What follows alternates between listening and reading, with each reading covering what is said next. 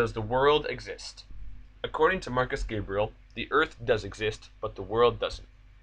He believes that something only exists if it is in context.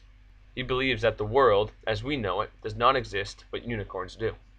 When he says this, he means that, because unicorns are in books, such as The Last Unicorn, they must exist. He says, however, that the world out there, outside our solar system, does not exist. Gabriel believes this because we have never personally been out there to see the universe. So there's no way that we can truly put the stars in context. He then goes on to say that the world does not exist because the things that exist inside the world are infinite, and therefore you cannot say the world exists because you cannot define it. He uses the example of numbers. The natural numbers are endless.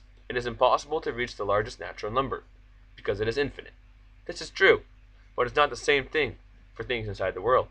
He uses this as an example to try to bring the point across that the things in the world are infinite, and therefore we cannot say that the world exists. I do not agree with this, however, because things that exist in the world are not infinite. As humans, we do not have the ability to count everything that exists, so many people classify it as infinite. However, God created the world and everything that exists in it, and He knows the numbers of everything.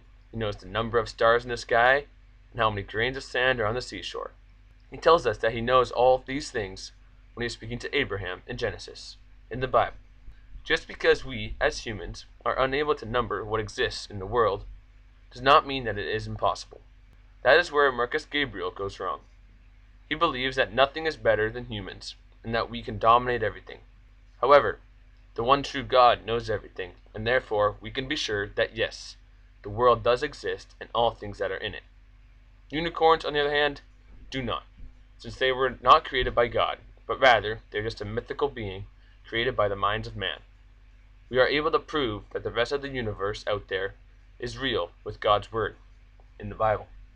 If we turn to Genesis 1, verse 14, we will see that it says, "Then God said, Let there be lights in the firmament of the heaven, to divide the day from the night, and let them be for signs, and for seasons, and for days, and for years."